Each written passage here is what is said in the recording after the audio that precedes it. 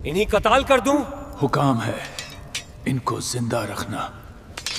وہ سوئے تھے جب امام حجر ان پر حملہ آور ہوئے، پھر ان کو پالکیوں میں ڈال کر اپنے قبیلے میں لے گئے۔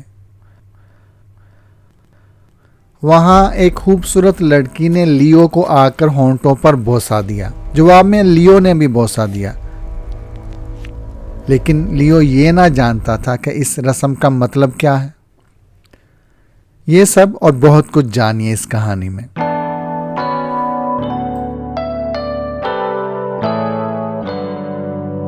قدیم رسم۔ دوسرے دن علل صبح بیدار ہو کر ہم نہائے دھوئے، میرا مطلب ہے جہاں تک حالات کے پیش نظر ممکن تھا، اور پھر روانگی کی تیاریاں کرنے لگے۔ جب صبح کی روشنی اس قدر پھیل گئی کہ ہم ایک دوسرے کی صورت دیکھ سکتے تھے تو میں ایک دم سے ہنسنے لگا اور ہنستا چلا گیا، کیونکہ جوب کا موٹا اور پرسکون چہرہ مچھروں کی زیادتیوں کی وجہ سے سوج گیا اور اپنے اصلی سائز سے 2 گنا ہو گیا تھا، اور لیو کی حالت بھی کچھ زیادہ بہتر نہ تھی۔ میری حالت اپنے 3 ساتھیوں کے بانسبت بہتر تھی، غالباً اس لیے کہ میری کھال موٹی ہے، اور پھر اس لیے بھی کہ بال میرے لیے ڈال بن گئے تھے، کیونکہ جب ہم انگلستان سے روانہ ہوئے تھے تبھی سے میں نے اپنی گنجان داڑھی کو اپنے طور پر بڑھنے دیا تھا، لیکن لیو اور جوب داڑھی مونچھ مونڈے تھے، چنانچہ دشمن کو اپنے حملے کے لیے کھلا اور آسان میدان مل گیا تھا۔ رہا عبداللہ، تو میں سمجھتا ہوں کہ مچھروں نے اسے پہچان لیا تھا کہ سچے مذہب اور سچے نبی کا پیرو ہے، چنانچہ وہ ان کے مظالم سے محفوظ رہا۔ آپ یقین کیجئے کہ آئندہ ہفتے میں ہر منزل پر ہم نے سوچا کہ کاش ہم بھی عبداللہ کی طرح ہی ہوتے۔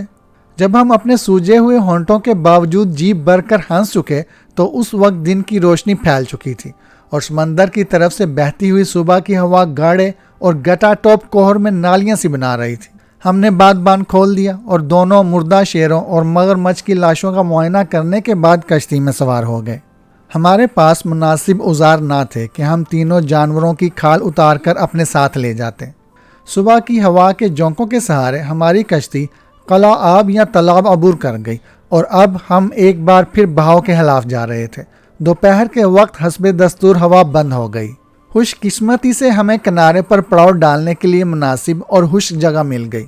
یہاں ہم اتر پڑے، آگ جلائی اور 2 مرغابیوں اور اینٹلوپ کا تھوڑا سا گوشت بھون لیا۔ بھوننے کا طریقہ بے شک اشتہا انگیز نہ تھا، تاہم غنیمت تھا۔ سینگوں والے ہرن کے بقیہ گوشت، اینٹلوپ یعنی سینگوں والے ہرن کے بقیہ گوشت کی لمبی لمبی دجیوں کی شکل میں کاٹ کر ان دجیوں یا لبیروں کو خشک ہونے کے لیے دھوپ میں پھیلا دیا۔ اس قسم کا گوشت حرام نہیں ہوتا۔ خشکی کے اس ٹکڑے پر جو ہمارے لیے گویا جنت تھا، ہم نے دوسرے دن صبح تک قیام کیا، سوائے اس کے کوئی خاص واقعہ نہ ہوا کہ رات پھر مچھروں کی فوج سے گمسان کا رن رہا۔ بعد کے 2 دن بھی ایسے ہی گزر گئے، کوئی قابل ذکر واقعہ نہ ہوا سوائے اس کے کہ ہم نے ایک خاص قسم کے اینٹلوپ کا جس کے سینگ نہ تھے شکار کیا، اور اس سفر میں ہمیں کول کے پھولوں کی مختلف اور عجیب و غریب قسمیں دیکھنے کو ملیں۔ اپنے اس سفر کے 5ویں دن جب ہم ساحل سے مغرب میں اور 130 یا 40 میل دور پہنچ چکے تھے، حقیقت میں ایک قابل بیان واقعہ ہوا۔ اس دن بھی گویا 11 بجے سمندر کی طرف سے آتی ہوئی ہوا حسب معمول بند ہو گئی، چنانچہ ہم نے چپو اٹھائے، اور جب ہم اس جگہ پہنچے جہاں ہمارے دریا اور دوسرے دریا کا اتصال تھا، یہ دوسرا دریا کوئی 50 گز چوڑا تھا، تو ہم پوری طرح تھک چکے تھے۔ چند درخت قریب ہی اگے ہوئے تھے۔ یہاں میں یہ بتا دوں کہ اس منحوس دلدلی علاقے میں لبے آب ہی درخت تھے۔ خیر، تو ان درختوں کی چھاؤں میں ہم آرام کرنے لگے۔ اس کے بعد ہم نے دریا کے کنارے ذرا چہل قدمی کی، کیونکہ یہاں کنارہ خشک تھا۔ چہل قدمی کرتے اور علاقے کا معائنہ کرتے ہوئے ہم ذرا آگے بڑھ گئے اور چند مرغابیوں کا شکار کرنے میں کامیاب ہو گئے۔ ہم کوئی 50 گز آگے بڑھے تھے کہ ایک مایوس کن انکشاف ہوا۔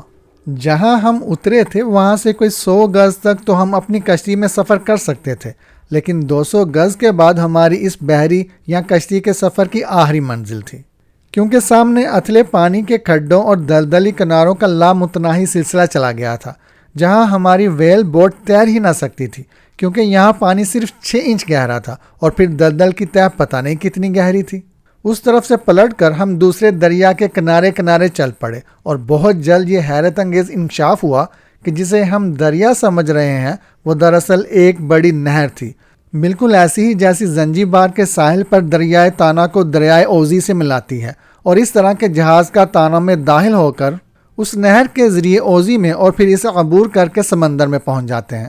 یہ نہر جس کے کنارے ہم چل رہے تھے یقیناً انسانوں کی بنائی ہوئی تھی۔ تاریخ کے کسی بولے بسرے دور میں یہ نہر کھودی گئی تھی، اور اس کا ثبوت نہر کے بلند کنارے تھے جو نہر کی کھدائی کے وقت اس سے نکالی ہوئی مٹی کے انباروں سے بن گئے تھے۔ اس سخت اور چکنی مٹی کے کناروں کو یہاں سے وہاں پانی نے کھوکھلا کر دیا تھا، یا وہ کہیں کہیں گر پڑے تھے، ورنہ ان کی بلندی ہر جگہ یکساں تھی۔ دونوں کناروں میں فاصلہ بھی یکساں تھا، اور نہر کی گہرائی بھی ہر جگہ یکساں ہی معلوم ہوتی تھی۔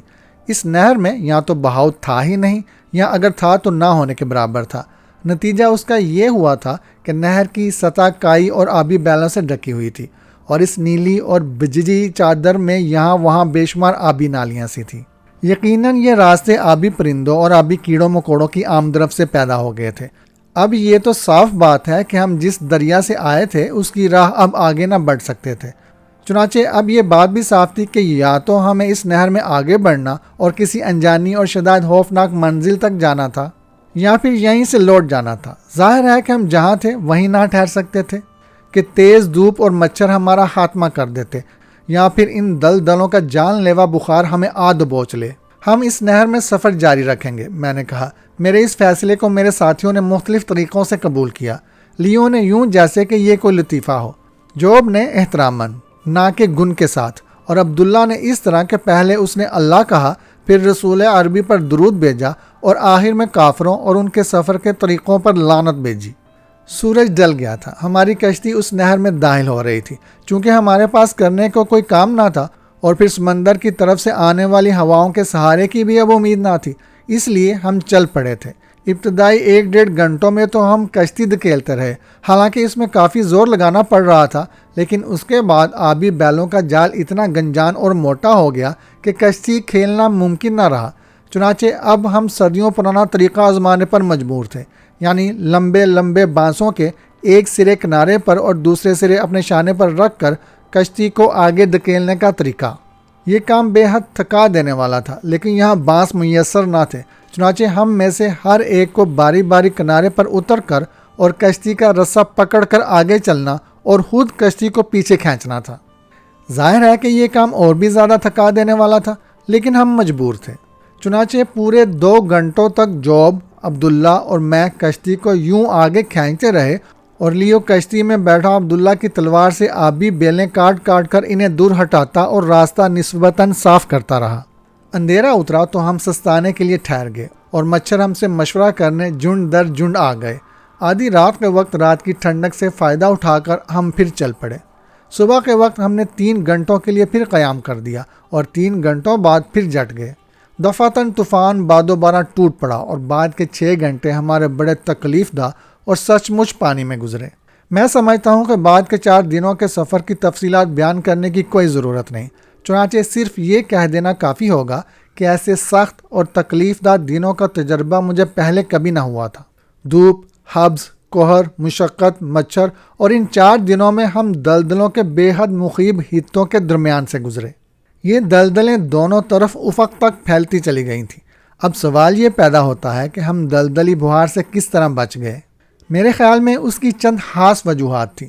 اول تو یہ کہ کافی مقدار میں کونین پھانکتے رہے تھے، دوم یہ کہ جلاب لیتے رہے تھے، اور آخری اور اہم وجہ یہ ہے کہ ہم مسلسل جسمانی مشقت کرتے رہے تھے۔ نہر میں ہمارے سفر کے تیسرے دن ہمیں دور پر ایک گول ٹیلا دکھائی دیا تھا جو دلدلی اخبارات کے بادلوں کے اوپر دھندلا دھندلا سا نظر آیا تھا۔ چوتھی رات کی شام کو جب ہم نے پڑاؤ ڈالا تو وہ ٹیلا ہم سے 25 یا 30 میل دور معلوم ہوتا تھا۔ اس وقت تک یعنی چوتھے دن کی شام کو جب ہم نے قیام کیا، تھک کر حقیقت میں چور ہو گئے تھے، اور معلوم ہوتا تھا کہ اب ہم اپنے آبلے پڑے ہاتھوں سے کشتی کو 1 گز بھی نہ کھینچ سکیں گے، اور یہ کہ اب صرف یہی راستہ ہے کہ ہم نے جہاں قیام کیا ہے وہیں پڑے رہیں، یہاں تک کہ اس بھیانک دلدلی ویرانے میں موت ہمیں آ جائے۔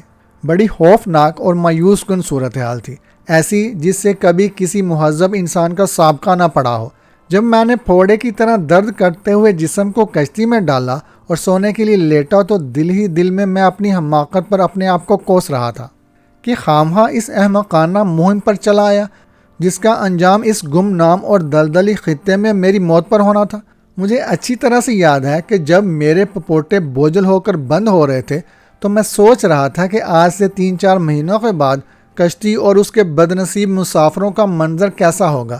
کشتی یہیں ہوگی، اس کے تختے سڑ گل گئے ہوں گے، اس میں نہر کا پانی بھر گیا ہوگا اور یہ پانی ہماری ہڈیوں کو دھو رہا اور ادھر ادھر جکول رہا ہوگا، اور یہ انجام ہوگا اس کشتی کا اور اس کے ان مسافروں کا جو اپنی حماقت سے ایک فرضی افسانے پر یقین کر کے قدرت کے راز معلوم کرنے چلے تھے۔ خدا جانے وہ خواب تھا یا میرا تصور، لیکن میں پانی کی ان لہروں کی آواز سن رہا تھا جو میری خشک ہڈیوں کو تھپیڑے دے رہی تھی، انہیں آپس میں ٹکرا رہی تھی۔ میری کھوپڑی عبداللہ کی کھوپڑی اور عبداللہ کی میری کھوپڑی سے ٹکرا رہی تھی، یہاں تک کہ عبداللہ کا ڈانچہ ایک دم سے اپنی ریڑھ کی ہڈی پر سیدھا کھڑا ہو گیا۔ میری طرف اپنی آنکھوں کے حالی حلقوں سے دیکھا اور اپنے دانت بینچ کر مجھ پر لعنت بھیجنے لگا کہ مجھ کو عیسائی کتے نے اسے اس کی آخری اور پرسکون نیند میں خلل ڈال دیا تھا۔ میں نے اس خوفناک خواب سے کانپ کر آنکھ کھول دی اور پھر دوسری دفعہ کچھ اور دیکھ کر کانپ گیا، اور یہ جو دوسری دفعہ دیکھا وہ حقیقت تھی، خواب نہیں۔ دھند بھرے اندھیرے میں سے 2 بڑی بڑی آنکھیں میری طرف دیکھ رہی تھیں۔ میں ایک دم سے ہڑبڑا کر اٹھ کھڑا ہوا۔ میں ایسا خوف زدہ تھا کہ بے تحاشا چیخنے لگا اور چیختا چلا گیا۔ میری چیخوں سے میرے ساتھیوں کی نیند ٹوٹ گئی اور وہ بھی گھبرا کر اٹھ کھڑے ہوئے۔ وہ نیند اور خوف کی وجہ سے ٹھیک سے کھڑے نہ رہ سکتے تھے۔ دفعتاً اندھیرے میں ایک بجلی سی چمک گئی اور بھالے کے سرد پھل کی نوک میرے حلقوم پر ٹک گئی۔ اس کے پیچھے دوسرے پھل چمک رہے تھے۔ ہشت، خاموش، ایک آواز نے عربی یا اس زبان میں کہا جس میں عربی کے الفاظ بہت زیادہ تھے۔ کون ہو تم کہ پانی میں تیرتے ہوئے اس طرف آئے ہو؟ جواب دو ورنہ مارے جاؤ گے۔ اور پھالے کے پھل کی نوک میرے حلق پر کی کھال میں چبھ گئی تو میری ریڑھ کی ہڈی میں ٹھنڈک کی لہر دوڑ گئی۔ ہم مسافر ہیں، اتفاقاً اس طرف آ گئے ہیں، میں نے اپنی ساری عربی کو برائے کار لاتے ہوئے شستہ زبان میں جواب دیا۔ میری بات اس نے سمجھ لی کیونکہ اس نے گردن گما کر ایک لمبی شبیہ سے پوچھا، اے باپ، قتل کر دیں انہیں؟ ان لوگوں کی رنگت کیسی ہے؟ جواب میں ایک گونجدار آواز نے پوچھا۔ سفید رنگت ہے ان کی۔ تو پھر قتل نہ کرو۔ آج سے 4 چاندوں پہلے اس نے، جس کا حکم ماننا فرض ہے، مجھے ایک پیغام بھیجا تھا کہ سفید فام آ رہے ہیں، اگر سفید فام آ جائیں تو انہیں قتل نہ کرنا، انہیں وہ جس کا حکم ماننا فرض ہے کہ گھر لے آنا۔ چنانچہ ان لوگوں کو باحفاظت لے آؤ اور ان کے ساتھ جو کچھ ہے اسے بھی باحفاظت لے آؤ۔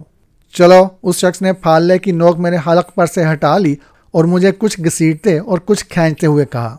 میں نے دیکھا کہ دوسرے 3-4 آدمی بھی میرے ساتھیوں کے ساتھ یہی سلوک کر رہے ہیں۔ کنارے پر کوئی 50 آدمی جمع تھے، اور اس وقت کی ناکافی روشنی میں جو کچھ دیکھا وہ یوں تھا کہ وہ سب کے سب لمبے پھالوں سے مسلح تھے۔ خود ان کے قد بھی لمبے تھے، جسم مضبوط تھے، افریقیوں کے مقابلے میں ان کا رنگ کھلتا تھا، اور ان کے جسم پر کوئی لباس نہ تھا سوائے چیتے کی ایک کھال کے جو انہوں نے اپنی کمر سے باندھ رکھی تھی۔ فوراً ہی لیو اور جوب کو دھکیل کر میرے قریب لایا گیا۔ یہ ایک دم سے ہوا کیا؟ لیو نے آنکھیں ملتے ہوئے کہا۔ آہا آقا جناب، کچھ گڑبڑ معاملہ ہے، جوب نے کہا۔ فوراً ہی کچھ دم پچھاڑ کی آوازیں آئیں، کچھ جدوجہد سی ہوئی، اور اس کے فوراً بعد ہی عبداللہ کو ہمارے درمیان دھکیل دیا۔ اس کے پیچھے ایک شخص پھالا بلند کیا آ گیا۔ یا اللہ یا اللہ، عبداللہ نے کہا۔ غالباً اسے احساس تھا کہ اس شخص سے جو پھالا بلند کیے کھڑا تھا کوئی امید رکھنا فضول تھا۔ یا اللہ، تو ہی حافظ و ناصر ہے۔ اے باپ، یہ تو سیاہ فام ہے، پھالے والے نے کہا۔ وہ جس کا حکم ماننا فرض ہے، سیاہ فام کے متعلق کیا حکم ہے؟ اس نے سیاہ فام کے متعلق کچھ نہیں کہا ہے، لیکن اسے بھی قتل نہیں کرنا۔ ادھر آؤ میرے بچے۔ وہ شخص اس طرف گیا اور طویل القامت شبیہ نے جھک کر اسے کچھ کہا۔ ہاں ٹھیک ہے، اس شخص نے جس سے سرگوشی کی گئی تھی کہا، اور خون منجمد کرنے والے انداز میں ہنسا۔ تینوں سفید فام آ گئے۔ اسی طویل القامت شبیہ نے پوچھا، ہاں آ گئے؟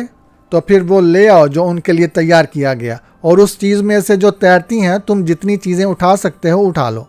ابھی یہ الفاظ اس طویل القامت شبیہ کے منہ ہی میں تھے کہ کئی آدمی اندھیرے میں سے نکل آئے۔ وہ پردے دار پالکیاں اٹھائے ہوئے تھے، ہر پالکی کو 4 آدمی شانے دیے ہوئے تھے، اور ہر پالکی کے ساتھ 2 آدمی زائد تھے۔ ہم سے کہا گیا کہ ہمیں ان پالکیوں میں سوار ہونا تھا۔ واہ، لیو نے کہا، اتنے دنوں تک اپنا بوجھ آپ ہی اٹھائے پھر رہے ہیں کہ تھک گئے ہیں، چنانچہ اب دوسروں کے کندھوں پر چڑھ کر اور پاؤں آگے پیچھے کیے بغیر سفر کرنا بڑی نعمت ہے۔ لیو کی عادت تھی کہ وہ ہر بات اور ہر واقعہ کو ایک لطیفہ بنا دیتا تھا۔ اب چونکہ ہم کچھ نہ کر سکتے تھے سوائے اس کے کہ ہم جو کہا گیا تھا اس پر عمل کریں، چنانچہ پہلے میں نے اپنی زیر نگرانی اپنے ساتھیوں کو پالکیوں میں سوار کروایا، اور پھر اپنی پالکی میں سوار ہوا تو پتہ چلا کہ بڑی آرام دہ تھی وہ۔ یہ پالکی گھاس کے ریشوں کے بنے ہوئے کسی قسم کے کپڑے کی بنی ہوئی معلوم ہوتی تھی اور بڑی لچکدار تھی۔ اس میں جو بانس لگے ہوئے تھے وہ سر اور گردن کے لیے ٹیکن کا کام دیتے تھے۔ ابھی میں پالکی میں چڑھ کر ٹیک سے بیٹھنے بھی نہ پایا تھا کہ کہاروں نے اسے اپنے شانوں پر لیا، ایک گیت کے بول اٹھا اور دل کی چال سے بھاگنے لگے۔ کوئی آدھے گھنٹے تک میں بے حرکت بیٹھا ان حرکت انگیز واقعات پر غور کرتا رہا جو اب تک ہمارے ساتھ پیش آئے تھے، اور سوچنے لگا کہ اگر کبھی میں زندہ رہا اور واپس کیمبرج پہنچ گیا اور کھانے کی میز پر بیٹھ کر اپنے ان تجربات کی تفصیلات بیان کی تو کیا میرے کالج کے ساتھی ان پر یقین کریں گے؟ لیکن ان سوالوں کا چونکہ مجھے کوئی جواب نہ ملا، اس لیے میں نے آنکھیں بند کر لی اور خدا جانے کب سو گیا۔ میرے خیال میں 7-8 گھنٹوں تک سوتا رہا، اور ہمارے جہاز کی غرقابی کے بعد میری پہلی گہری اور پرسکون نیند تھی۔ جب میری آنکھ کھلی تو سورج کافی بلند ہو چکا تھا اور ہمارا سفر اب بھی 4 میل فی گھنٹہ کی رفتار سے جاری تھا۔ پالکی پر پڑے ہوئے باریک پردوں کو جو باندھ سے بندھے ہوئے تھے ہٹا کر میں نے باہر دیکھا تو معلوم ہوا کہ ویران اور بدبودار دلدلیں کہیں پیچھے چھوٹ گئی تھیں، اور ہم گھاس کے اونچے میدان سے گزرتے اور اس کے ٹیلے کی طرف جا رہے تھے جس کی شکل پیالے جیسی تھی۔ اب یہ میں نہیں جانتا کہ یہ وہی ٹیلا تھا۔ بعد میں بھی یہ معلوم نہ کر سکا، کیونکہ جیسا کہ مجھے بعد میں معلوم ہوا یہ لوگ اس قسم کے معاملات میں بہت کم معلومات بہم پہنچا سکتے تھے۔ اب میں نے ان لوگوں کی طرف دیکھا جو میری پالکی اٹھائے ہوئے تھے۔ قابل رشک قد و قامت تھے ان میں سے چند کا ہی قد 6 فٹ سے کم رہا ہوگا۔ رہی ان کی رنگت تو وہ زردی مائل تھی۔ ان کے جسم کی ساخت اور نقوش صومالی لینڈ کے لوگوں کے سے تھے، البتہ ان کے بال گنگریالے نہ تھے جیسے کہ افریقیوں کے ہوتے ہیں، بلکہ سیدھے گھنے کالے تھے اور اتنے لمبے تھے کہ ان کے شانوں پر پڑے ہوئے تھے۔ ان کے چہروں کے نقوش عقابی تھے، یعنی ناکیں مڑی ہوئی تھیں، اور کئی لوگ بے حد قبول صورت تھے، لیکن ان کی قبول صورتی کے باوجود میں نے ویسے شیطانی چہرے پہلے کبھی نہ دیکھے تھے۔ کوئی خاص بات تھی ان کے چہروں میں، ان کے بشروں پر ایک قسم کی سرد اور اکھڑ بے دردی کی سی مہر لگی ہوئی تھی جو کچھ غیر عارضی سی معلوم ہوتی تھی۔ دوسری بات جو میں نے دیکھی وہ یہ تھی کہ یہ لوگ کبھی مسکراتے نہ تھے۔ کبھی کبھی وہ آواز ملا کر کوئی گیت گا لیتے تھے جس کا ذکر میں کر چکا ہوں، لیکن جب نہ گا رہے ہوتے تو بس خاموش ہی رہتے، اور ہنسی یا مسکراہٹ کی روشنی کبھی ان کے اداس، غمگیر اور ظالم چہروں پر نہ پھیلتی۔ کس قوم کے ہو سکتے ہیں یہ لوگ؟ ان کی زبان بگڑی ہوئی عربی تھی، تاہم یہ لوگ عرب نہ تھے، اور اس کا مجھے یقین تھا۔ اول تو اس لیے کہ ان کا رنگ عربوں کا سا نہ تھا، بلکہ کچھ زیادہ ہی گہرا تھا، بلکہ تقریباً زرد تھا۔ میں نہیں جانتا کہ اس کی وجہ کیا تھی، لیکن ان لوگوں کے چہروں کی طرف دیکھ کر مجھ پر ایک طرح کا مریضانہ خوف طاری ہو گیا جس سے میں خود شرمندہ تھا۔ ابھی میں انہی باتوں پر غور کر رہا تھا کہ ایک دوسری پالکی میری پالکی کے متوازی آ گئی۔ اس کے پردے اٹھے ہوئے تھے اور اس میں ایک بوڑھا بیٹھا ہوا تھا۔ اس نے موٹے کپڑے کا سفید چوغا پہن رکھا تھا جو خاصا ڈھیلا تھا۔ میں نے فوراً سمجھ لیا، اور میرا خیال غلط نہ تھا۔ یہ وہی تھا جو گزشتہ رات کنارے پر کھڑا تھا، جسے میں نے اس وقت کا بیان کرتے ہوئے طویل القامت شبیہ کہا تھا، اور یہ کہ یہ وہی تھا جسے پھالے والا اے باپ کہہ کر مخاطب کر رہا تھا۔ بڑا شاندار بوڑھا تھا یہ۔ اس کی داڑھی برف کی طرح سفید تھی اور اتنی لمبی تھی کہ اس کی نوک پالکی کے کنارے تک لٹک رہی تھی۔ ناک مڑی ہوئی تھی، آنکھیں سام کی آنکھوں کی طرح تیز اور چمکدار تھیں، اور اس کے بشرے سے ایسی زیرکی اور تمسخر آمیز ظرافت عیاں تھی کہ اسے الفاظ میں بیان کرنا ممکن نہیں۔ جاگ گئے ہو اجنبی؟ بڑے میاں نے پوچھا۔ اس کی آواز گونجدار تھی۔ ہاں جاگ گیا ہے باپ، میں نے بڑے اخلاق سے جواب دیا ان بڑے میاں کو۔ اے باپ کہنا مناسب ہوگا۔ اس نے اپنی بے حد سفید اور خوبصورت داڑھی پر ہاتھ پھیرا اور مسکرا دیا۔ تم کس ملک سے بھٹکتے ہوئے اس طرف آئے ہو؟ وہ بولا۔ میں سمجھتا ہوں کہ تم اس ملک سے آئے ہو جہاں لوگوں کو ہماری زبان سکھائی جاتی ہے۔ بہرحال وہاں لوگ اپنے بچوں کو اخلاق اور شائستگی کا سبق دیتے ہیں۔ اے میرے اجنبی بیٹے، اب یہ بتاؤ کہ تم اس علاقے میں کیوں آئے ہو جہاں صدیوں سے کسی اجنبی نے قدم نہیں رکھا؟ کیا تم اور تمہارے ساتھی اپنی زندگیوں سے اکتا گئے ہو؟ اے باپ، ہم نئی نئی چیزیں دیکھنے اور نئی نئی باتیں معلوم کرنے اس طرف آئے ہیں۔ میں نے بے دھڑک جواب دیا۔ ہم زندگی سے تو نہیں، البتہ پرانی باتوں اور یکسانیت سے اکتا گئے ہیں۔ چنانچہ ہم سمندر سے نکل کر انجان حتوں کی کھوج لگانے آئے ہیں۔ ہم اس بہادر قبیلے سے تعلق رکھتے ہیں جس کے افراد موت سے نہیں ڈرتے۔ چنانچہ اے میرے قابل احترام باپ، ہم بھی موت سے نہیں ڈرتے، تاہم ہم مرنے سے پہلے نئی اور تازہ معلومات حاصل کر لینا چاہتے ہیں۔ بڑے میاں نے کہا، یہ یقیناً سچ ہے، اس سے اختلاف کرنا نافرمانی اور بد اخلاقی ہے، ورنہ میں کہہ دیتا میرے بیٹے کہ تم جھوٹ بول رہے ہو۔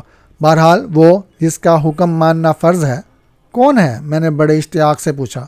بڑے میاں نے پالکی برداروں کی طرف دیکھا اور پھر جواب دیا، اور جواب دیتے وقت اس کے چہرے پر کچھ ایسی مسکراہٹ تھی کہ میرے جسم کا سارا خون سمٹ کر دل میں آ گیا۔ اے میرے اجنبی بیٹے، اس سوال کا جواب تمہیں جلد ہی مل جائے گا، بشرط یہ کہ وہ جو حکم کرتی ہے تمہیں ماں اپنے جسم شرف بار یابی بخشے۔ ماں اپنے جسم؟ میں نے کہا، اس کا کیا مطلب ہے میرے باپ؟ لیکن بوڑھا ہنسا اور کوئی جواب نہ دیا۔ بے حد خوفناک ہنسی تھی اس کی۔ میرے باپ کے لوگوں کا کیا نام ہے؟ میں نے پوچھا۔ میرا قبیلہ امام حجر کہلاتا ہے، یعنی حجر یعنی پتھر یا چٹان، چنانچہ ہم چٹانوں والے ہیں، اور اب اگر بیٹے کو اجازت ہو تو وہ اپنے باپ کا نام دریافت کرے۔ میرا نام بلالی ہے، اور اے باپ ہم کہاں جا رہے ہیں یہ تمہیں خود ہی معلوم ہو جائے گا۔ اور بلالی نے اشارہ کیا تو پالکی برادر بھاگ پڑے، اس کی پالکی کو آگے بڑھا لے گئے، اور اب اس کی پالکی جوب کی پالکی کے متوازی تھی۔ جوب ایک ٹانگ باہر لٹکائے مزے سے بیٹھا ہوا تھا۔ معلوم ہوتا ہے کہ بلالی جوب سے کچھ زیادہ معلومات حاصل نہ کر سکا، کیونکہ میں نے دیکھا کہ چند منٹوں بعد ہی اس کی پالکی آگے بڑھ گئی اور اب وہ لیو کی پالکی کے قریب تھی۔ اس کے بعد چونکہ کوئی واقعہ نہ ہوا، اس لیے میں ایک بار پھر سو گیا، کیونکہ میں بے حد تھکا ہوا تھا، اور جب میں بیدار ہوا تو دیکھا کہ اس وقت ہم ایک درے میں سے گزر رہے ہیں جو لاوے کے بہاؤ اور جم جانے سے پیدا ہو گیا تھا۔ اس کے دونوں کناروں پر بلند عمودی چٹانیں کھڑی تھیں، اور درے میں درخت خوبصورت پھولوں کی خضر جاڑیاں اگی ہوئی تھیں۔ کچھ ہی دیر بعد درے نے ایک موڑ لیا، اور مڑتے ہی میں نے ایک مسحور کن منظر دیکھا۔ ہمارے سامنے ایک وسیع و عریض پیالہ سا تھا جو 4-6 میل کے محیط میں پھیلا ہوا تھا، اور اس کی شکل روم کے ایمفٹی تھیٹر کی طرح تھی۔ اس عظیم پیالے کے کنارے یا پہلو کی دیواریں چٹانی تھی جن پر جاڑیاں اگ رہی تھیں، لیکن پیندے میں ہری ہری گھاس لگی تھی، اور عجب قسم کے بے حد خوبصورت درخت کھڑے ہوئے تھے۔ اس پورے قطعے کو بل کھاتے ہوئے چشمے سیراب کر رہے تھے۔ اس شاداب چراغ گاہ میں بکریوں اور مویشیوں کے ریوڑ چل رہے تھے، لیکن مجھے بیڑیں کہیں نظر نہ آئیں۔ پہلے تو میں سمجھ نہ سکا کہ یہ کیا جگہ تھی، یہاں ہو سکتی تھی، لیکن جلد ہی میں نے یہ نتیجہ اخذ کر لیا کہ یہ زبردست پیالہ آتش فشاں پہاڑ کا دہانہ رہا ہوگا، اور پھر تالاب بنا ہوگا، اور پھر اسی تالاب کا پانی کسی سمجھ میں نہ آنے والی وجہ یا طریقے سے خشک ہو گیا یا کسی طرف بہہ گیا ہوگا۔ یہاں میں یہ بتا دوں کہ ایسی ہی لیکن اس سے بری دوسری جگہ بھی میں نے دیکھی، جس کا بیان میں بعد میں کروں گا، جس نے ثابت کر دیا کہ میرا اندازہ غلط نہ تھا۔ البتہ جس چیز نے مجھے الجھن میں ڈال دیا وہ یہ تھی کہ حالانکہ لوگ بکریوں اور مویشیوں کو چراتے نظر آ رہے تھے، لیکن بستی کہیں دکھائی نہ دیتی تھی۔ کہاں رہتے تھے یہ لوگ؟ میں نے حیرت سے سوچا۔ میرے اس تجسس کی تسکین بہت جلد ہو جانے والی تھی۔ یہ اور دوسرے سوالوں کا جواب پانا ہمارے لیے مقدر ہو چکا تھا۔ بائیں طرف گھوم کر ہماری پالکیاں اس پیالے کے چٹانی پہلوں کے قدموں میں کوئی نصف میل تک آگے بڑھتی رہیں، اور پھر پالکی برادروں نے اپنے قدم روک لیے۔ اپنے منہ بولے باپ بلالی کی پالکی میں سے نکلتے دیکھ کر میں بھی اتر پڑا، اور جوب اور لیو نے بھی میری تقلید کی۔ پالکی سے اترتے ہی سب سے پہلے جس پر میری نظر پڑی وہ عبداللہ تھا، جو زمین پر تھکن سے نڈال پڑا تھا۔ معلوم ہوا کہ اس کے لیے پالکی کا انتظام نہ کیا گیا تھا، بلکہ اسے پورے راستے دوڑایا گیا تھا۔ چونکہ وہ اس سفر پر ہماری روانگی کے وقت ہی تھکا ہوا تھا، اس لیے اس وقت تو اس کی حالت غیر ہو رہی تھی اور حقیقت میں قابل رحم تھی۔ ادھر ادھر نظر دوڑائی تو پتہ چلا کہ جہاں ہم پالکیوں سے اترے تھے وہ ایک بہت بڑے غار کے سامنے ایک چٹانی پلیٹ فارم تھا، اور اس پلیٹ فارم پر ہماری کشتی کی تمام چیزیں حتیٰ کہ چپو اور بادبان بھی ڈھیر تھے۔ غار کے دائیں بائیں وہ لوگ کھڑے ہوئے تھے جو ہمیں یہاں تک لائے تھے، اور ان کے ساتھ دوسرے آدمی بھی جو ہمارے بدرقے کے آدمیوں سے مختلف نہ تھے۔ وہ سب کے سب بلند قامت اور قبول صورت تھے، حالانکہ ان کی رنگت میں فرق تھا۔ کئی ایک عبداللہ کی طرح کالے تھے اور کئی ایک چونٹیوں کی طرح زرد۔ وہ سب کے سب برہنہ تھے، اور سبھی کی کمر سے چیتے کی کھال بندھی ہوئی تھی۔ ہر ایک کے ہاتھ میں چوڑے پھل والا پھالا تھا۔ ان لوگوں میں چند عورتیں بھی تھیں جنہوں نے چیتے کی کھال کے بجائے سرخ اینٹلوپ کی کھال پہن رکھی، یا یوں کہیے کہ کمر سے باندھ رکھی تھی۔ یہ عورتیں اپنے طور پر بے حد قبول صورت تھیں۔ بڑی بڑی کالی آنکھیں، متناسب نقوش اور گنگریالے کالے اور لمبے بال، لیکن ان کے بال حبشی عورتوں کی طرح گنگریالے نہ تھے۔ چند عورتوں نے موٹے کپڑوں کا لباس پہن رکھا تھا جیسا کہ بلالی کا تھا، بعد میں معلوم ہوا کہ یہ بلند مرتبہ کی علامت تھی۔ ان لوگوں میں اس کے علاوہ مردوں کی طرح ان کے بشروں سے خوفزدہ کرنے والے جذبات عیاں نہ تھے، اور وہ کبھی کبھی مسکرا بھی لیتی تھی۔ جب ہم وہاں پہنچے تو یہ عورتیں ہمارے گرد جمع ہو گئیں اور بڑی دلچسپی سے ہمیں دیکھنے لگیں، بلکہ یوں کہیے کہ ہمارا معائنہ کرنے لگیں۔ لیو کی بلند قامتی، کثرتی اور مضبوط جسم اور اس کے چہرے کے خالص یونانی نقوش ان کی توجہ کا مرکز بنے ہوئے تھے، اور جب اس نے احلاقاً اپنی ہیٹ اتار لی تو اس کے سنہری بال دیکھ کر عورتیں حیرت اور تعریف سے بن بنانے لگی۔ بات یہیں ختم نہیں ہو گئی۔ لیو کو سر سے پیر تک ناقدان نظروں سے دیکھنے کے بعد نوجوان عورتوں میں وہ جو سب سے زیادہ خوبصورت تھی اور جس نے چگا پہن رکھا تھا اور جس کے بال نہایت کالے اور ریشمی تھے، آگے بڑھی، لیو کے قریب پہنچ کر مسکرائی، دل آویز انداز میں اپنی باہیں اس کی گردن میں ڈال دی، جھکی اور اس کے ہونٹ چوم لیے۔ اگر اس لڑکی کی یہ حرکت بے اختیاری ہوتی تو میں سمجھتا ہوں کسی کو بھی موہ لینے کے لیے کافی تھی۔ میرے منہ سے خوف کی ہلکی سی چیخ نکل گئی، کیونکہ میں نے سمجھ لیا کہ اب چشمے زدن میں لیو کا جسم پھالوں سے چھلنی کر دیا جائے گا۔ جو نے دانت پیس کر کہا، مردود کتیا۔ اب رہا لیو تو وہ پہلے تو دم بہت رہ گیا، اور پھر یہ کہہ کر کہ ہم کسی ایسی جگہ پہنچ گئے ہیں جہاں کے لوگ ابتدائی عیسائیوں کی رسم پر اب تک قائم ہیں۔ اس نے لڑکی کے بوسے کا جواب بوسے سے دیا۔ ایک بار پھر میں نے سوچ کر اپنا سانس روک لیا کہ اب کچھ ہو کر رہے گا، لیکن سوائے اس کے اور کچھ نہ ہوا کہ اس لڑکی کی ہم عمر عورتوں کے ماتھے پر تو حسد اور خفگی سے بل پڑ گئے، لیکن بڑی عمر کی عورتوں اور مرد ہلکے سے مسکرائے۔